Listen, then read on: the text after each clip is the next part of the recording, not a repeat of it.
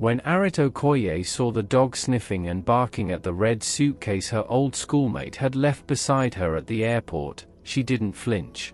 She didn't panic. She had no idea trouble was coming. To her, it was just a dog being curious, maybe drawn by food or a strange scent. She even smiled. But Cairo, the sniffer dog, wasn't playing. She was trained to find danger. And she had. In life, ignorance can be dangerous.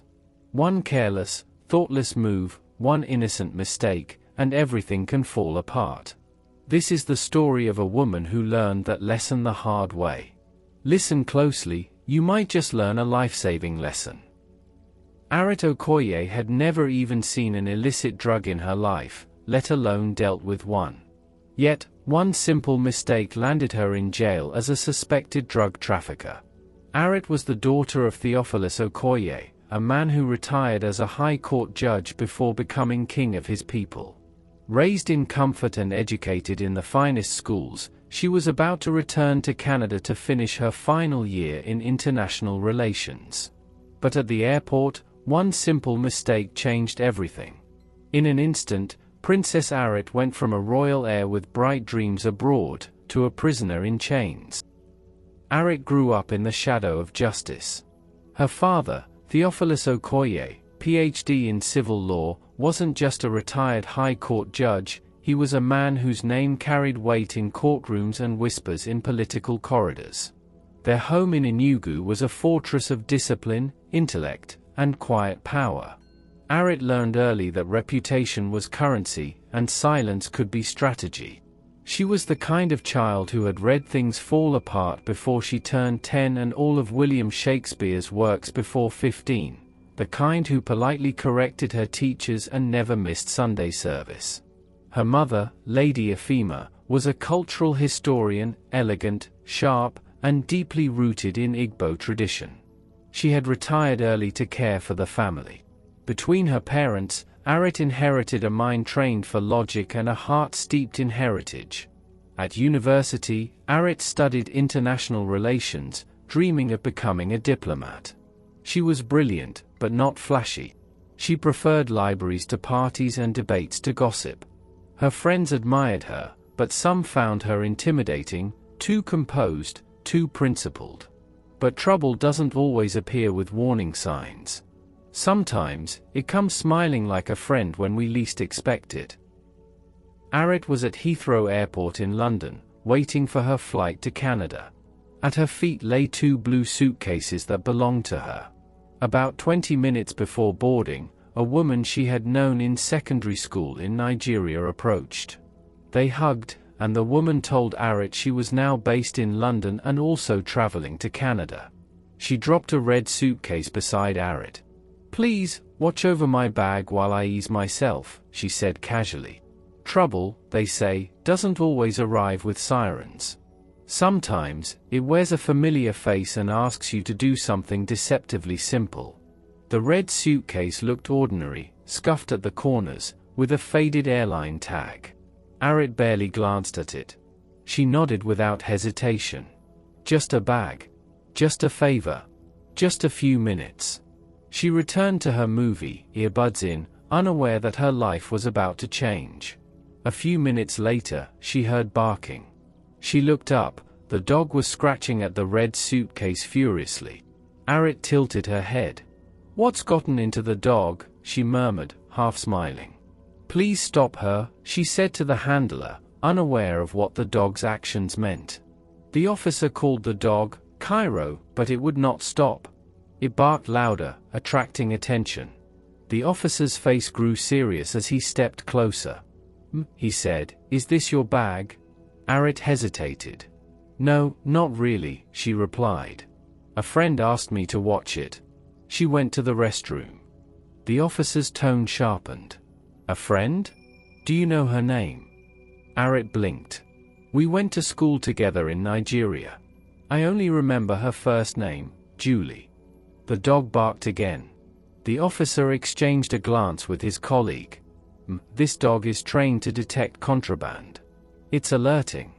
"Contraband?" Arit repeated. "I don't understand." She just asked me to hold it. I didn't even touch it. You're responsible for anything in your possession. Do you understand that? Arit's heart raced.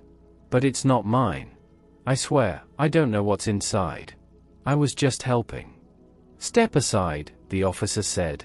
We need to inspect the bag. Her legs felt weak. She looked around, hoping the woman would return, but the crowd had swallowed her. Please, sir. I'm innocent. I don't want trouble, she pleaded. The officer didn't flinch. Trouble's already here. Her eyes stayed on the red suitcase, now surrounded by officers. Cairo barked again, sharp, insistent, final. Her heart thudded. God, please, do something. The suitcase was locked, but one officer quickly unzipped it. Arit couldn't see inside, but the officer's expressions told her everything. Then came the murmurs.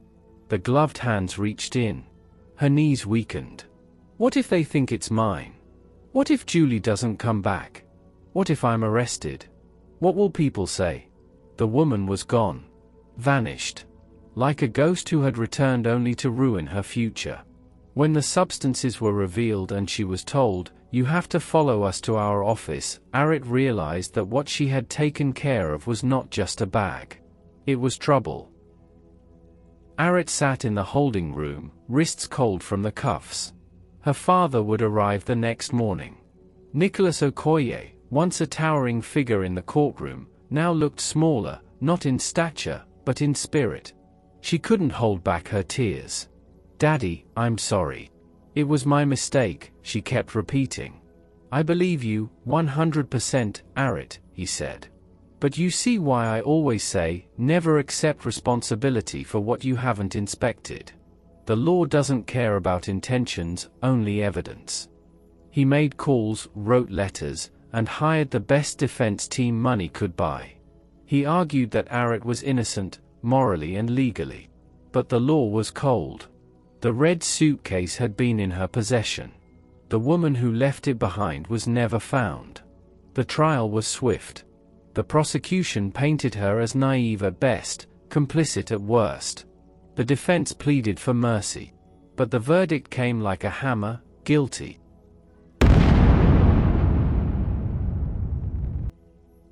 Arit was sentenced to 7 years in prison. She didn't cry. She didn't flinch. She only asked to hug her father one last time. "Daddy, I'm sorry for the mistake," she whispered. Outside the courtroom, the world was not silent. The internet was on fire. Headlines screamed. Social media buzzed with gossip and judgment. And in King Okoye's kingdom, the whispers grew into a roar. Arit, the king's daughter, caught in drug trafficking in London.